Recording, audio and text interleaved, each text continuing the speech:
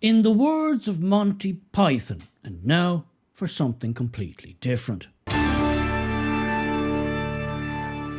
Well, hello everybody, and here is something new for the channel. And yeah, they say a change is as good as a rest, and I'm always up for a good rest. Now, today I'm going to have a conversation because I believe conversations are important as the world seems to spiral ever more out of control and into craziness. I think sane people, logical people, reasonable people need to come together and have conversations and talk about what's going on and possible solutions to what's going on. And I'm delighted to have with me today a great friend of the channel, a guy who's had me on his channel a number of times, and he was the first person who reached out to me with an invite to go and have an interview. And I am eternally grateful for that. And I am delighted that I can return the favour, the gesture, to Nick Buckley M.B.E. Nick, you're very welcome to the channel. It's great to have you. Thank you much. And thank you much for inviting me as your first guest ever on your channel. Thank you. Nick, we've talked about a number of things over the past few months on your channel, and we've come to the conclusion, and I think many people have, that what's happening now here in Ireland is very similar to what's happening in the UK and Britain. We have very many issues, problems, I would say, that are getting ever more serious and ever worse. And we are finding more and more commonalities.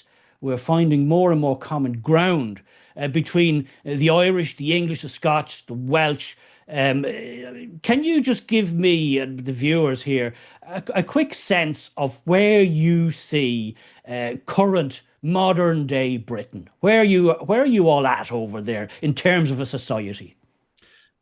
In the gutter. I think it's as simple as that. In the gutter. This has been a slow death. This has been going on for probably all my life. Many people have only opened their eyes, last few months, last few years. People in my country are continually only blaming Tony Blair as the start of it. It goes way beyond that. We we were an amazing nation, greatest empire the world has ever seen. The things we've exported around the world, ranging from our language to science to medicine to technology to the industrial revolution. And then you look at the last 100 years, and we're now slowly turning into a basket case. Let me tell you what my country's like now. And, and it's very similar to your country, but this is how I see England and Great Britain now. We are a declining power. When 100 years ago, well, 150 years ago, we ran the world. Now we can't even run councils. None of our public services work. I mean, none of them work to an acceptable level. People complain it's about the money, it's about the funding. It's hardly anything to do with that. Our education system is extremely poor, has been all my life. So we're not creating intelligent people now who can run complicated systems. We rely heavily on cheap imported migrant labor, which means we don't invest in technology. The poorer, less educated British people see the wages and go, I'm not working for that. I get more money on benefits. So they go on benefits for all their life, which means we need to import even more cheap labor. It's within this death cycle, this vicious death cycle, that every time our government tries to fix a problem, they may attempt to fix that particular problem, but the unintended consequences is to contribute to the death cycle. And what we're waiting for, and the only thing that can save us, is a British statesperson, a new hero, a new leader, someone who says to themselves and says to the country, this is the vision. This is where I want to take the country. If you don't like it, don't vote for me because I'm not for changing. And it's going to take a decade of two. There's no quick fixes. It's going to be painful at the beginning. But while it's painful, I'm going to build a nation that belongs together, that loves each other, that has a shared interest, a shared commitment to the country. That will get us through the hard times until we get to the foothills of a better tomorrow. That's how I see my country at the moment. Well, that's I think a lot of people here we have a very very common, if you like, media common. I mean, many people here watch BBC. Many people Mm. here get some form of British newspaper. So we're very very much clued in, and likewise a lot of people in England, because I know from my own comment section that a lot of people in the UK watch my channel and are Mm. interested in what's going on in Ireland, because of course there's a very very big crossover between families who have moved one side or the other, mostly from Ireland to the UK. I mean, I myself have relatives, quite a few relatives in the UK in various Mm. places. So there's very much a synergy there. That's not to in any way discount the issues that our nations have had over the centuries. But putting all that aside, I mean, they're past issues, and we have to now live in the present. We have to now deal with the serious societal issues that we now face, and they're of such a serious nature that I feel strongly, and I know you do too, that our very nations, our very tribes, our very peoples, and their history and their rich culture and heritage is that it's under threat, Nick. It's Mm. very much under threat. What they're doing to us is unprecedented, I believe. It's unprecedented, maybe as far back as when the Goths, the Visigoths, and the Vandals just rampaged through Rome, or what was Mm. left of Rome. And essentially, that was the end of that, and they never came back. So I've been watching things develop in recent times, Nick, especially with the whole migrant situation, the illegal immigrant situation, the boat guys coming across in the boats, and they are guys. 99% of them are guys. Let's be honest, and they're military age men, and the same thing is happening here because far too many of these boat guys. Go into England, so at some point Dover or wherever, and then they just come in the north of Ireland and straight to Dublin. Mm. So what affects you affects us by proxy. Now, I've been watching the various moves that are being made in Britain. Of course, you had Brexit, that was a major play there, and I'm not sure if that solved the problems it was supposed to solve, but certainly it was a step in the right direction, I believe. But you now have your protesters outside migrant hotels. In recent days, we now have this raise the flag movement that's very organic and very grassroots and very similar to what you and I have talked about and you have observed with the Irish marching under our flag. Mm. As you saw, we marched in many towns and villages and cities. And Connell Street, I was there, delighted to be there for part of it. So, is this the British answer to our mass marches under the flag? This raise the flag because it's everywhere now. Is this your grassroots moment where the people are trying to tell the politicians, right, look, this thing has gone completely off the rails, Mm. and you don't seem to have the slightest inkling to tackle it, at least in any meaningful way. Tell me about this raise the flags movement. So you're right. It started organically. Nobody really knows who started it. Flags started going up. People started painting mini roundabouts with the Saint George cross. So they raised the colours and raised the flags. For England, it's two flags. It's the St. George flag, which is the flag of England, and it's a Union flag, which is the flag of the United Kingdom. Both those flags are going up, but in England, it's mainly the St. George flag. And that's because the English, I think, have finally had enough. All my life, it's been acceptable to wave the Scottish flag, the Welsh flag, the Union flag, but never the English flag. Those racist, knuckle dragging Neanderthals, we can't raise their flag. The English have always felt like the poor cousin in the relationship of the United Kingdom. Southern Ireland got their independence. Um, the Scots got their own parliament and they're still fighting for independence. Wales got an assembly. Northern Ireland got an assembly.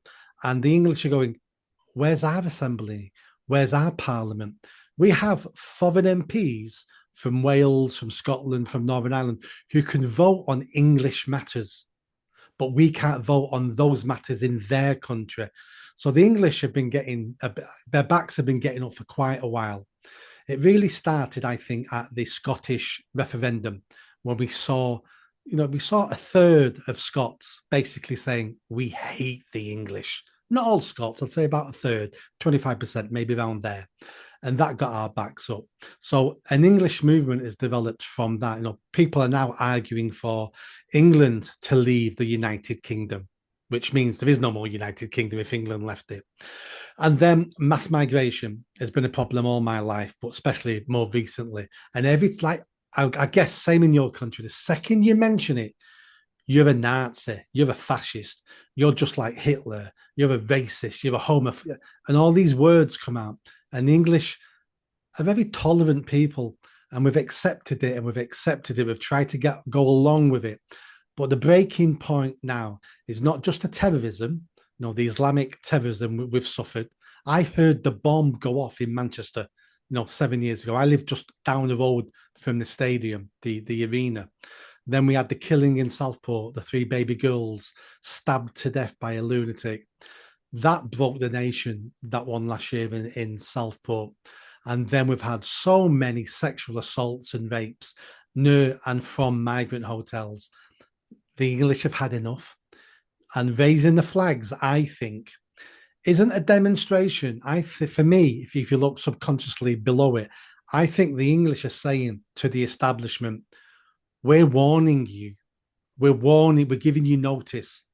Things change fast, or we change the country, because we're letting you know now we're the majority.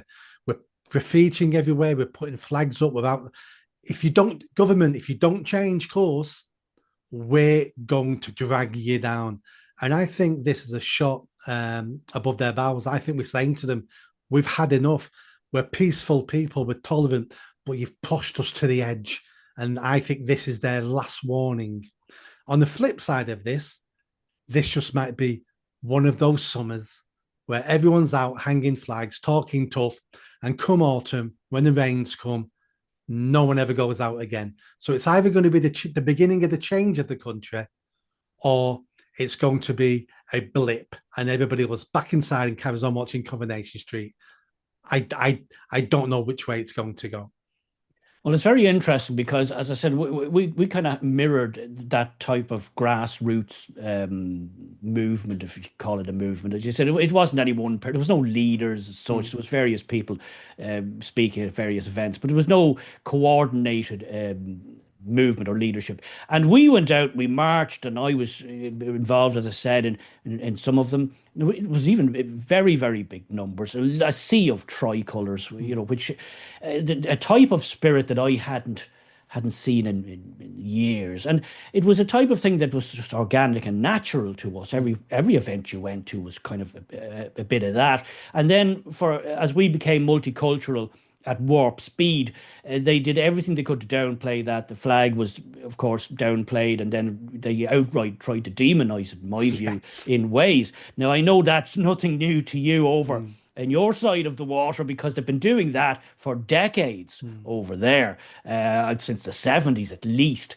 And I know this from speaking to my cousins, and I know you're no stranger to Ireland too, having been here many, many times over the years and in your childhood for holidays, which, again, as I said, there's so much synergy between us here in Ireland and the English and, the British mainland over and backs. But what I wanted to say was we had our marches.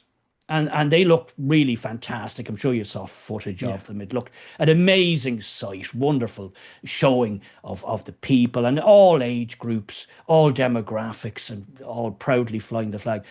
But Nick, it went nowhere. At the end of the day, nothing changed. Nothing changed, even though there was, I don't know how many, hundreds of marches at this stage in not only Dublin, but little boring villages that might have only had 100 people there. 70 of them might have been out marching up and down the street. It made no difference.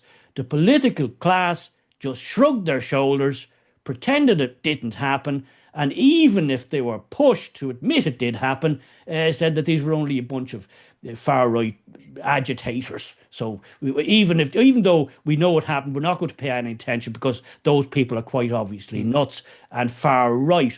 So I hear what you're saying about this, the raise the colours movement. Yes, it could be a thing, or it could go nowhere. By September, October, it could just peter out.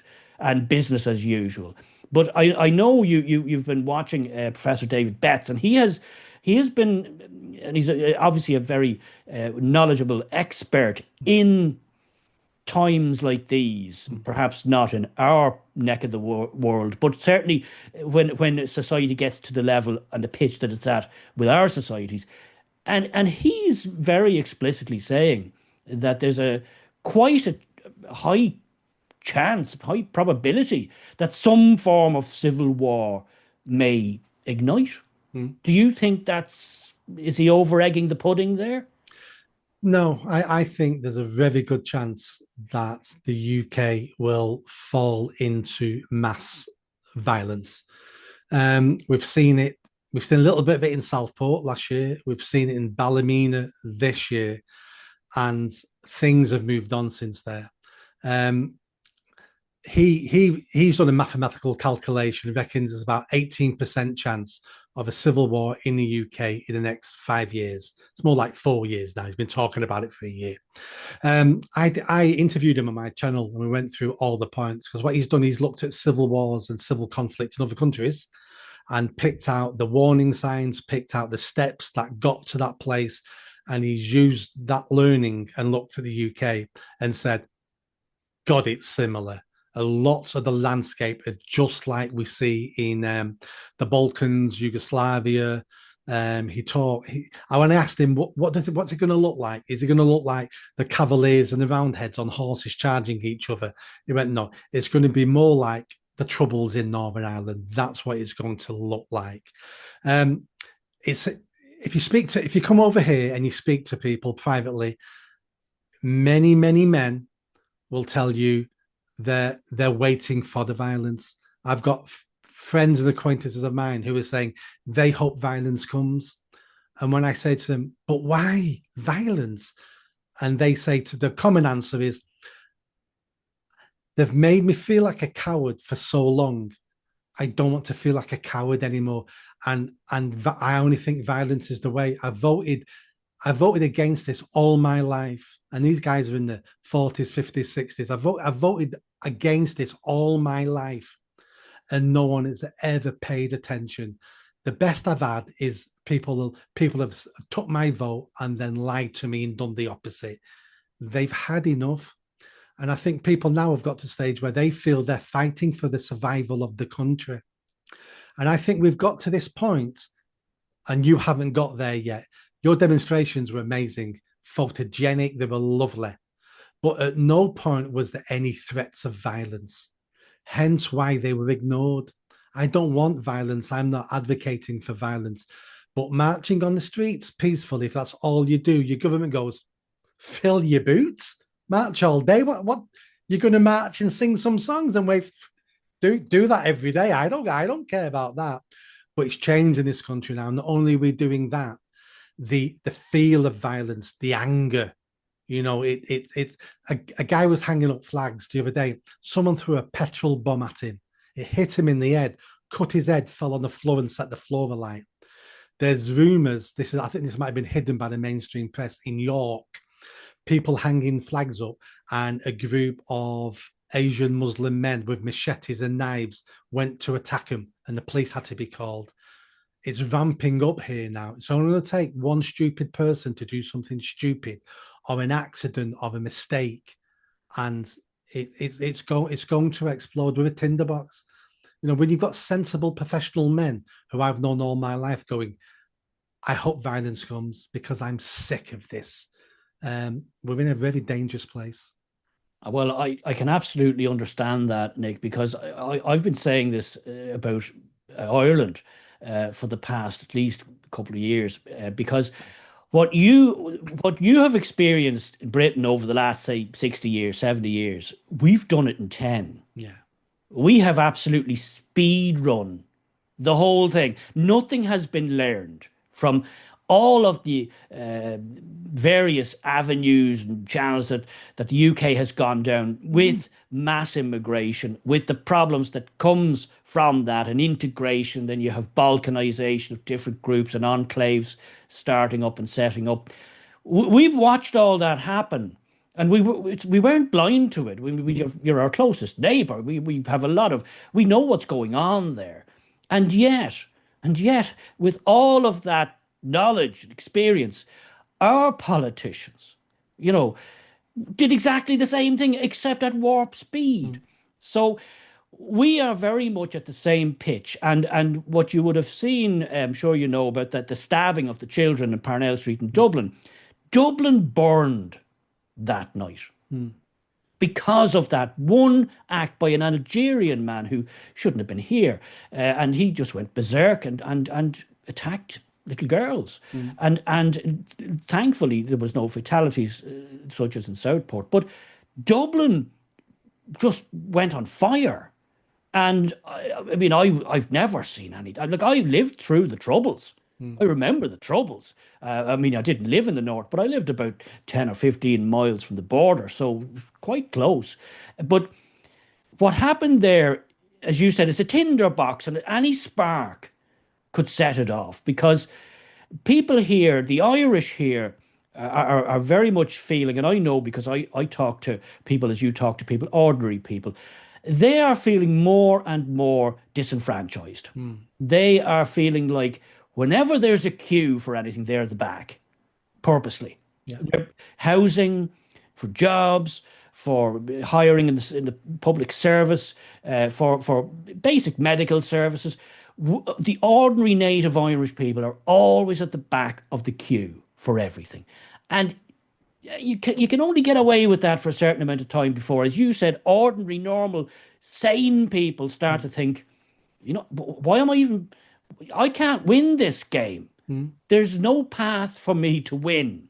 You've taken away all the options that I used to have, and you've handed them to people who've just arrived. Is Yeah. so I think, as you're saying, that this thing could kick off either here in Ireland, because we've arrived at that point a lot quicker than it took you guys to get Yeah. there. But it could go off in either here or there, I think. Yeah. And if it goes off in one, I think it'll spread to the other. That's my view. I think people are waiting for the excuse to kick off. And if it happens to be Dublin, it happens to be Dublin. That will be replicated in Manchester, in London, in other places, and then it will catch on. It doesn't, because we've all got the same problem. It's and it isn't. It's not racist to want to put your own people first. That's the whole meaning behind the nation state. That's why we have borders, so our people can be protected. Our people come first. And they got away with it in the UK for so long because at the same time that was happening, it looked like we were getting richer. The country seemed to be successful. And you can get away with making those poor mistakes and people not feeling they belong. And because, do you know what? Things seem to be going well. But I'm presuming Ireland's like our country now, my country. My country's almost bankrupt. There's a very good chance in the next couple of years we're going to have to go to the IMF for a bailout like we did in the 70s. We're bankrupt. We're still borrowing billions and billions of pounds a month to pay immigrants for 4-star hotels, for everything they cost. We're cutting benefits for pensioners in this country, but we're spending 15 billion on illegal immigrant hotel bills. And when this information's coming out, people are going, what? We got some information announced a couple of months ago about crime rates, sexual assaults in this country.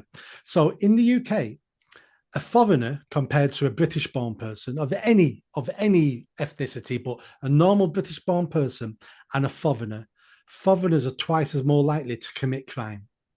Foreigners are three and a half times more likely to commit sexual assault. And when you look into those figures, Syrians, Afghans, and I think it's Eritreans or Ethiopians, those three, it's something like they get convicted of rape in my country 20 times more than the national average than what a British person does. So we're not only importing people we don't want and we didn't invite, we're importing people who commit rape at 20 times the rate of a normal British pervert that we should be hanging anyway. We don't hang them anymore, but we import people worse than that. And we're pulling our hair out over here going, what can we do? And do we live in a democracy? I mean, that's the next question. Is it really a democracy just because your leaders tell you it's a democracy? Or is a democracy when the people vote for stuff and the majority want it, so the majority get it? Because if that's a definition of democracy, we don't have a democracy in my country.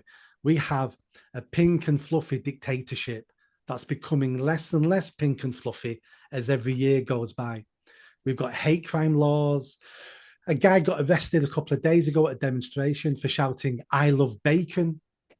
He got arrested for shouting, "I love bacon." But Derek, you're laughing, but you know what? I love bacon. They may come for me now. I love bacon. And we've got police officers knocking on people's doors in the UK. This happened last year. Knocking on a door and speaking to someone saying, "You've not broken the law, but we don't like what you posted on Facebook." Well, let me stop you there. If I've not broken the law, then what are you doing at my door? Isn't there someone else's door you should be at who's broken the law? So now this is like that thought crime. They're knocking on your door now because you've not broken the law, but they don't like what you put on Facebook. We don't live in a democracy. We live in the illusion that it's a democracy, and that has to change fast. Well, I think we could certainly identify and agree with that here because again, I've said this many times. We don't live in a democracy here in Ireland. We live in some form of a managed democracy. There used to be two big parties here, two big parties like Labour and Conservative, but now they're in coalition together. They've just got to because they didn't want to let Sinn Féin in, and they'd gained a lot of support, not because particularly I believe because people were suddenly turned into Sinn Féin supporters. Yeah. They just hated the other two so much that they just went to wherever the next place was. And so rather than let them in and lose their power, they just said, listen, we'll just go into coalition together. I mean, these were two parties that came out, Nick, of our civil war. They were two parties born of two sides of a civil war. So you can imagine how entrenched that difference supposedly was at the beginning. And they just said, yeah, okay, rather than lose power, we just want to keep the thing going exactly as it is. We're just going to get together and lock and just keep things as they were. So no, it's not a democracy. And Sinn Féin is they'd be even worse if you can believe that. So I understand what you're saying about it not being a democracy in the true sense of the word, because we've had poll after poll after poll here in Ireland for the last couple of years, at least, that shows over 76 or 77% of the public want immigration, illegal immigration, and immigration in general tackled. They want it slowed. They want it either stopped or cut down or controlled in some way. And the government has absolutely ignored it. They have no intention. They're not even at the point of admitting it's a problem, let alone starting to solve the problem. So that's not a democracy. If the vast majority of people want the government, their politicians to do something, and the politicians know they want them to do it, which they do. Opinion polls are very scientific things now. So you can't just say, well, we didn't know. No, that doesn't wash anymore. And then you just refuse to do it. It's not a democracy. It's something, but it's not a democracy. I'll just finish on this one point because we could talk for hours about this, Nick, and both of us would end up upsetting ourselves because it's such a serious topic and time is against us in both nations. Nigel Farage. Now you have something in Britain that we don't have here, and we wish we did, and that is at least a semblance of an alternative. As I said, Sinn Féin's no alternative. They just want even more immigration. So that's really not where we want to go. But Nigel Farage, okay, there's various different views on Nigel Farage, and he's obviously a very well-known figure over here in Ireland. And I've heard people say, look, we need an Irish version of Nigel Farage. At least he seems to be, in tune with the general public on the main issue, which is where society's going, why it's going, and immigration being a major part of that. Nick, is Nigel Farage, and the opinion polls are seeming to indicate that he could form the next government. Is he the answer, or is this a false dawn? I think it's somewhere in between. I think reform will do a hell of a lot better than Labour and Tories have done over the last 20, 30 years. But to be fair, Derek, me and you could go in government tomorrow in this country and we'd do a hell of a lot better than Labour and the Tories because they've both been atrocious. Reform, I look at reform as John the Baptist. I think they're going to open up the way for the party or the individual who comes next and they change the country. They're going to do some of the groundwork. I mean, they want to leave the European Court of Human Rights. He's now changed his mind on deporting illegal immigrants. It was only 6 months ago he was saying, we're not deporting mass deportations. It can't be done. It cannot be done. It's impossible. 6 months later, he's going, we're going to deport 600,000 illegal immigrants. And he's only, I believe he's going to try to do it. Great music to my ears. It needs to be millions, not just 500,000. But a beggar can't be too choosy. The others want to, still bring people over. They're going to do some good work, but they're not going to take us all the way because if you listen to what the party want, the party reform are basically the Tory party we needed 30 years ago. They're 30 years out of date. The country's moved on, the country's changed, but I don't want to be too harsh on them because they're still head and shoulders above anybody else who's offering anything in the country. But Nigel and Reform are not leading us. The people are leading them. He's only changed his mind and his opinion on this because of the public outcry. He can see which way the public's gone. And so he's hardened his stance. And at the same time, our other two parties are beginning to harden their stance. The Tories have put a rumour out that they're going to leave the Court of Human Rights and they're going to announce it at their annual conference in the autumn. We've got Labour grandees now. We've got Blunkett. We've got Jack Straw. We've got a sitting MP, Graham Stringer from North Manchester. They're all coming out now saying to Labour, we need to leave the Court of Human Rights so we can deport people and stop people coming. The Overton window is shifted and Reform hasn't shifted it. The people have shifted it. And the reason why it's shifted is because those parties are looking at the English people now going, if we don't do something, not only are we not going to win our seats again, but there's going to be mass violence. And I think they can really smell it in the air now. And this is people power. And it's not just about hanging flags. It's not about the demonstration. It's the 101 things English people and British people are doing that has that cumulative effect. And I think politicians of all stripes and all parties are going, we need to offer the people what they're saying. We've ignored them long enough.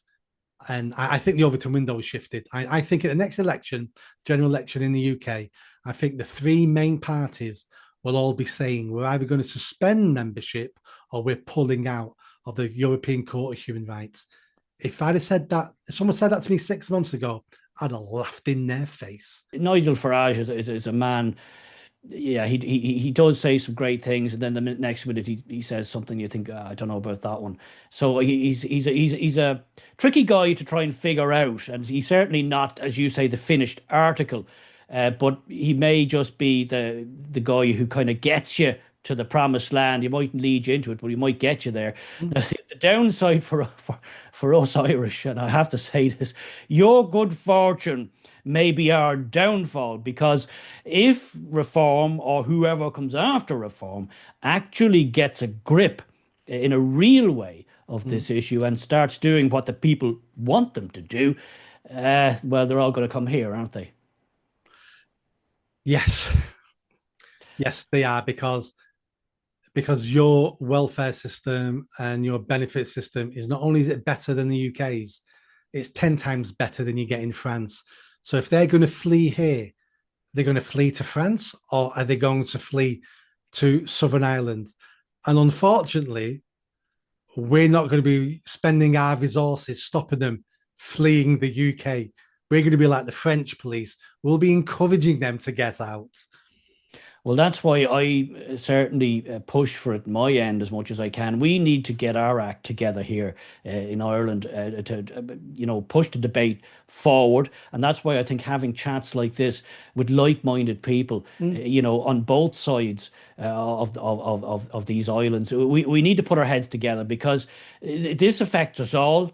And if Ireland got its act together tomorrow, they'd flood into the UK. We know Yeah. that. They'd go straight across the border, Belfast, and straight across from there to Liverpool, Manchester, and Mm. onwards. So if we put our heads together, I think it's better for all of us because Yeah. none of us want to see each other's history, heritage, people, culture die out. I think that would be the greatest travesty for all of us. I don't want to see your proud culture die and wither, and I know you don't want to see ours die and wither. Now, unfortunately, the people at the top don't seem to give a toss or a Mm. damn about either of us. So it's got to come from the bottom up, got to come from people like you and I, people, the grassroots are going to have to push this thing forward. Nick, we could talk about this for days. We could talk about this for weeks. So I'm going to leave it there.